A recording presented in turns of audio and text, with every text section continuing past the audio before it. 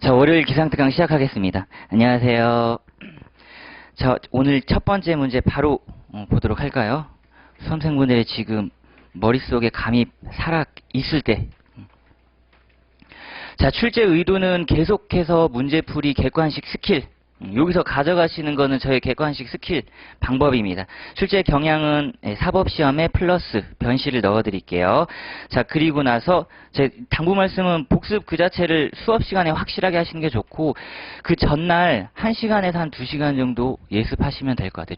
주무시기 전에 뭐든지 다 짜투리 시간을 활용하셔야 됩니다. 지금 시즌이 민사 시즌이 아니기 때문에. 자, 그럼 이제 1번. 사례 1과 사례 2에 관한 설명 중 옳은 것과 옳지 않은 것을 바르게 표시해보자. 자, 화랑을 운영하는 갑은 2009년 7월 1일 유명 도예가의 작품인 A 도자기와 B 도자기 중 어느 하나를 을에게 300만 원에 매도하기로 하였다. 끊어버리시고. 자, 보세요. 지금 두 문장을 봤는데 계약 유형이 매매가 떴어요. 계약 유형이 매매가 떴고, 계약 당사자 확정하셔야죠. 화랑을 운영하는 갑이 매도인이겠고, 그 다음에 A 도자기, B 도자기 을이니까 매도인, 매수인 확보. 그리고 300만 원 대금 확정. 매매 계약을 살펴보면 재산권 이전 의무와 매매 대금의 지급 의무가 서로 동시행 관계에 있으니까 두 가지가 확정이 돼야 돼요. 근데 지금 300만 원 매매 대금은 확정이 됐는데, 급부가 확정이 아직 안 됐죠.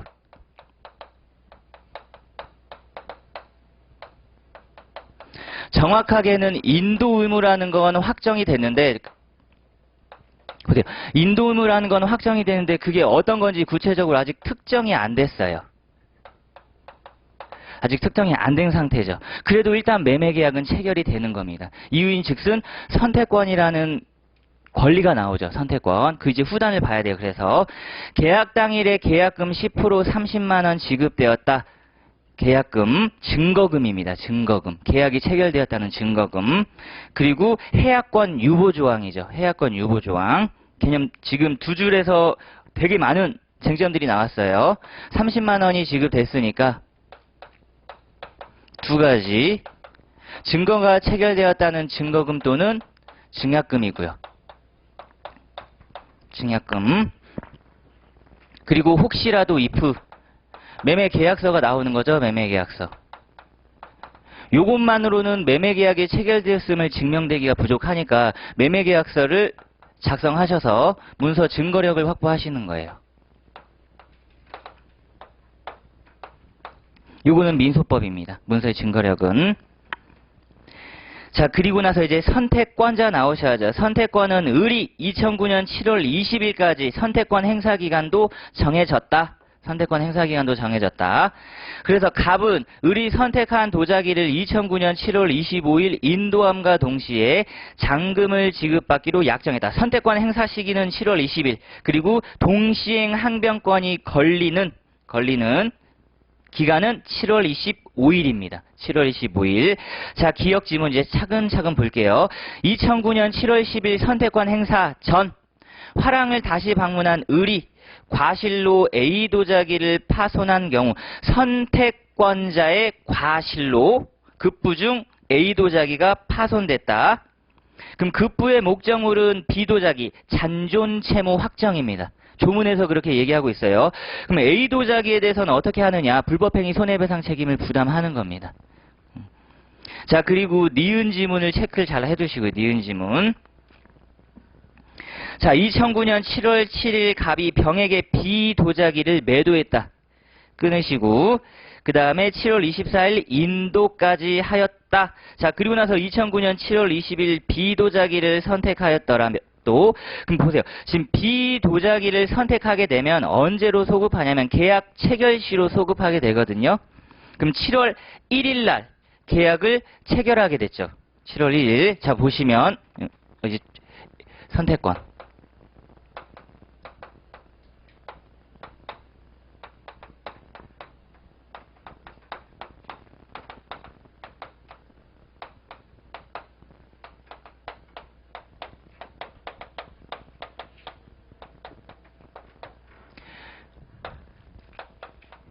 자, 소급표 중에 하나 암기해 두셔야 되는 거. 선택채권의 선택권의 소급표입니다. 보세요. 7월 1일 매매계약이 체결되는데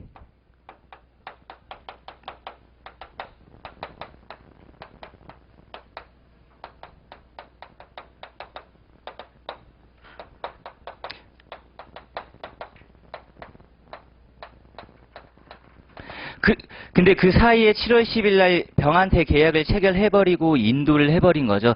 순수한 동산의 이중매매 시스템이 나왔어요. 이중매매 시스템. 그렇기 때문에 니은 지문은 갑과 병만의 매매 계약만이 유효한 게 아니라 일단 둘 다 유효. 그리고 이중매매로 해결. 언제 어디서 나올지 모르는 우리의 이중매매입니다. 조문을 요거 탄 거죠, 지금. 중요 조문 첫 번째 하나 나왔고요.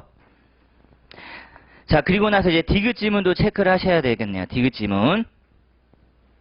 자, 2009년 7월 10일 갑이 을에게 매매계약의 해제를 요구하며 계약 금액인 60만 원을 상환하겠다는 의사표시만으로는 565조 1항 계약금 계약 해제가 되지 않는다죠. 않는다. 디귿은 기출에 잘 나왔으니까 체크를 잘 해주시고. 자, 요거 이제 확인 한번 해볼까요?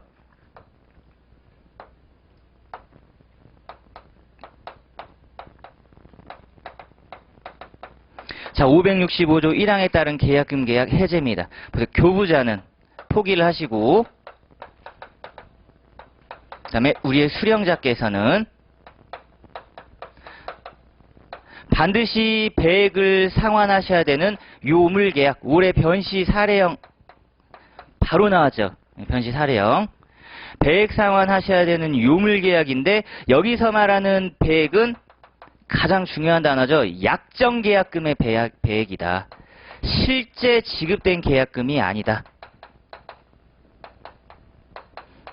14년 최신 판례였는데 올해 바로 나왔어요. 변시 같은 경우는 일단. 그래서 문제가 계약 해제가 적법한가 였죠. 부적법이었어요. 결론은 부적법. 약정계약금의 배액을 상환해야 됩니다. 약정계약의 계약금 상환. 단 공탁까지는 필요 없죠.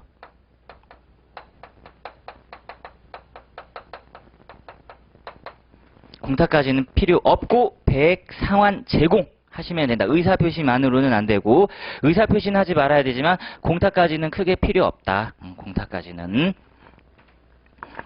중요한 질문들이 다 나오네요. 자, 그 다음에 리을 2009년 7월 5일 을이 A 도자기에 대한 선택권을 행사했음에도 갑은 2009년 7월 8일 A 도자기를 병에게 매도하고 인도해 주었다. 이 경우 을은 갑의 동의가 없어도 선택의 의사표시를 철회하고 다시 B 도자기를 선택할 수 있는 대표적인 이게 사해행위입니다. 사해행위. 니은이랑 주의하셔야죠. 니은은 오히려 선택권을 나중에 행사했고요. 리을은 선택권을 먼저 행사해버렸음에도 그 선택권을 지금 방해했죠. 니은은 선택권을 나중에 행사, 리을은 선택권을 먼저 행사했음에도 불구하고 그 선택, 특정된 목적물을 딴 놈에게 팔아제겠다. 대표적인 사해행위입니다. 사해행위. 지금 A급 쟁점이 갑자기 채권자 취소권이 팍 나왔죠. 사해행위. 이거는 철회하고 다시 B 도자기를 선택할 수 있는 예외예요. 예외. 원래 선택권을 행사하면 원칙 철회할 수 없다. 단 요렇게 우리의 채무자께서 그 선택권의 행사를 방해하는 예외적인 경우라면 다시 철회하고 다른 도자기 선택할 수 있겠다. 여기까지가 순수한 선택채권 문제였고 사례 2번이 어려웠어요. 자, 사례 1의 경우에 2009년 7월 19일 을이 A 도자기에 대한 선택권 행사했다. 끊고 첫 문장을 읽었으니까 계약 체결 시 7월 1일로 소급 이렇게 써져 있어야 되겠죠. 항상 설문 읽으시면서. 자, 그런데 2009년 7월 25일 갑의 직원이죠. 직원, 피용자 또는 이행 보조자 써져 있어야 돼요. 피용자 또는 이행 보조자. 자, 그리고 A급 지문이 지금 숨어져 있죠. 정의 화랑의 차량을 이용했으니까 자배법, 운행자, 자배법. A 도자기를 을에게 인도하기 위하여 을의 주소지로 가던 중 끊고 현실 제공. 교통사고로 인하여 A 도자기가 완전히 파손. 근데 지금 가던 중이니까 현실 제공이 안 이루어졌죠. 안 이루어졌어요. 완전 파손 이행불능. 이행불능 나왔습니다. 근데 귀책 사유 있는 불능 나왔죠. 채권자 지체 중의 불능이 아니라 가던 중이라고 했으니까 아직 현실 제공이 이루어지지 않은 상태에서 이행불능이 나왔다. 자, 미음진 보시면 의뢰 선택권 행사에 따라 7월 1일 주의하셔야 돼요. 7월 1일 계약 체결 당시로 소급한다. 자, 그리고 비읍은 별표 체크를 해두시고 아직 안 볼게요. 비읍은. 자, 그 다음에 시옷을 먼저 보도록 하겠습니다. 정해 과실에 의한 교통사고였다. 그러니까 해제권, 이행불능이죠. A급 지문. 이행불능에 따른 해제권을 행사하기 위해서는 굳이 자신의 반대급부를 제공할 필요가 없다. 설령 지금 7월 25일 동시행관계에 있는 날짜죠. 동시행관계에 있는 날짜. 동시행관계에 있다 하더라도 자신의 반대급부를 굳이 제공하고 해제권을 행사할 필요가 없이 다이렉트 해제권 행사입니다. 날짜도 확인하셔야 돼요. 7월 25일 날 현실 제공 들어갔어요. 그러니까 동시행관계에 있는데 이행불능의 경우에는 동항권 필요 없다. 이행 제공 필요 없다. 바로 해제 때린다. 자, 그리고 이응지문 나왔네요. 교통사고 제3자 무의 과실에 의해서만 발생했다면 갑은 A 도자기 인도 의무를 면하고 을은 계약금 30만 원을 반환받을 수 있는 순수한 위험 부담의 문제죠. 쌍방 불기책 이행불능. 무의 과실이니까 제3자의 채권 침해. 이행불능 문제, 위험 부담 문제입니다. 위험 부담. 뒤에 나올 때 설명드릴게요. 위험 부담이니까 그대로 계약은 실효. 이미 지급한 계약금 30만 원, 부당이득 반환 청구. 부당이득이에요. 계약 실효에 따른. 이거 말고 대상 청구권을 행사해도 되겠죠. 또는 대상 청구 가능. 이렇게 써두시고. 자, 그러고 나서 이제 비읍 지문을 체크를 할게요. 비읍 지문. 실제 사법시험에서 오류 정답 12가 있었어요. 오류 정답 12가. 이유는 여러 가지였는데 두 가지로 다 이게 배척됐거든요. 정해 과실에 의한 교통사고였다면 을은 정에 대하여 불법행위 책임을, 지금 정의 피용자든 이행보조자든 불법행위 책임을, 그리고 갑에 대해서는 사용자 책임을 물을 수 있는데 불법행위 책임은 변론으로 하고요. 저는 일단 불법행위 책임을 해드렸는데 이 실제에서는 이행보조자로 봤단 말이에요. 이행보조자로. 이행보조자로 보면 얘는 제3자 채권 침해거든요. 그럼 제3자 채권 침해가 들어가려면 고의여야 되는데 얘는 과실이었기 때문에 안 됐고, 그 다음에 이건 둘째치고 D가 완전 틀렸죠. 사용자 책임 그 자체가 틀렸어요. 제가 문장 읽을 때 정의 화랑의 차량을 이용했다. 자배법. 자, 그러면 이제 어떤 쟁점이 나오냐면 사용자 책임이 틀린 겁니다. 비읍 지문. 우리 수험생분들이 권리경합을 공부를 하신단 말이에요. 권리경합. 자, 비읍 지문이 어렵고 중요한 이유는, 자, 권리가 경합한다. 이 얘긴즉슨 결국은 청구의 병합 문제로 들어가는데, 우리 민법은 또는 민소법은 법조경합은 경합의 문제가 아니라는 거죠. 경합의 문제가 아닌 거예요. 그럼 지금 현재 우리 정의 갑의 화랑 차량이죠.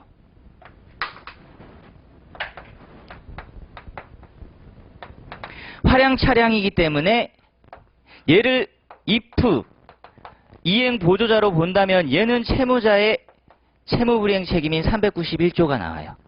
채무불이행 책임인 391조. 혹시 피용자로 본다 하면 사용자 책임이 나오는데 이거의 특별법이 지금 딱 존재하고 있는 거죠.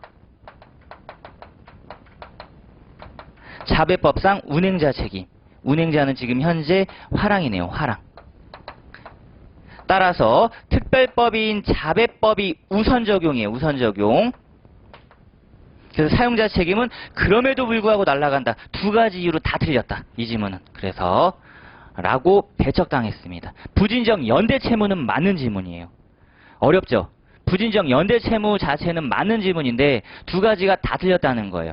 이 사안에서는 이행보조자로 보는 게 맞고, 설령 피용자로 본다 하더라도 불법행위 파트에서 자배법 공부하지 않았니? 그리고 민소법 파트에서 청구병합하면서 법조경합은 청구병합이 아니라고 이미 공부를 끝내놓은 상태에서 특별법인 자배법이 우선 작동되는 겁니다.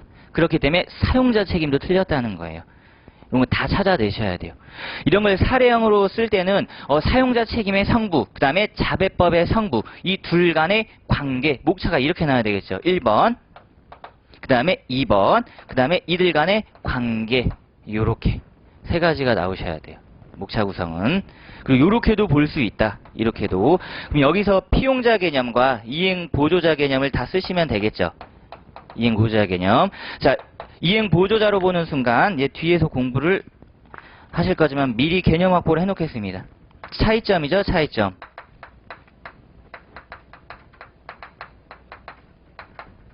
다 필요 없다. 지시감독, 종속독립 다 필요 없다. 이게 피용자와의 차이점입니다. 근데 얘는 지휘감독이라는 표현을 썼죠.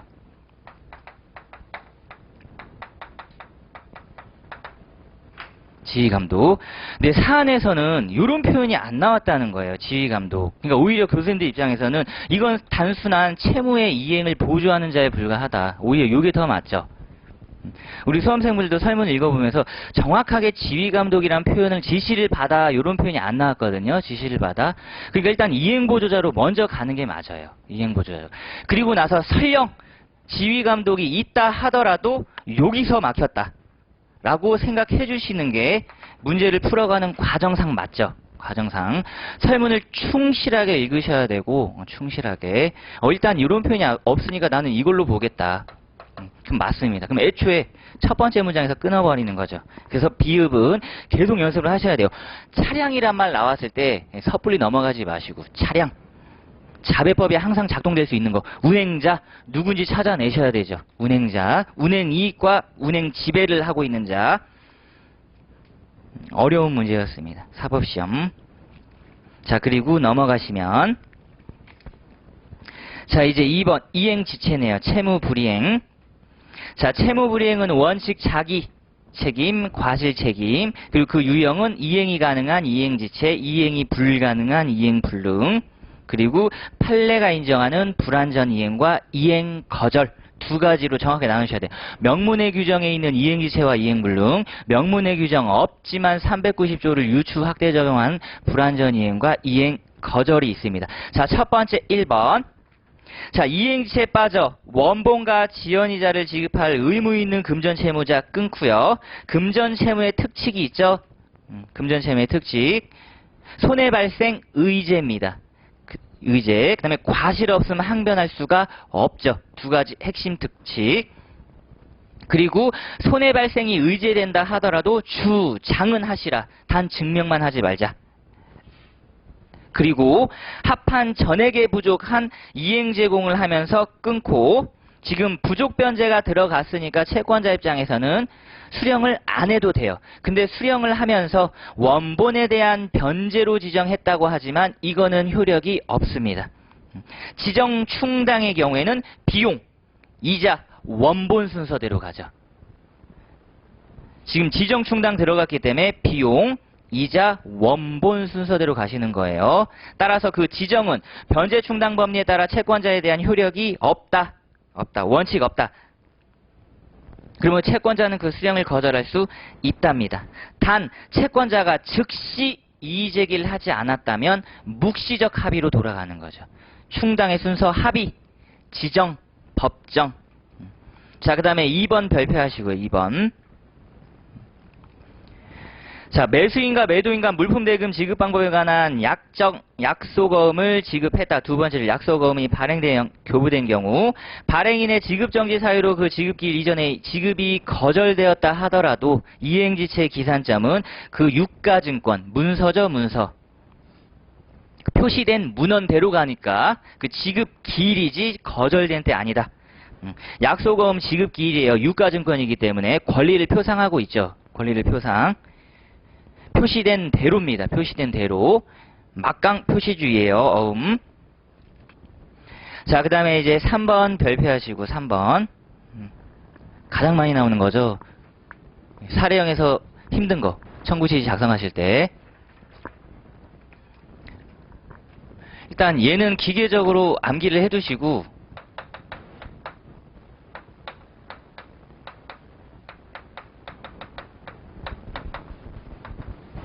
자, 지연손해금 약정이란 표현이 나오면 언젠가는 한 번은 나온다. 대표적인 손해배상액의 예정입니다. 대표적인 손해배상의 예정. 개념을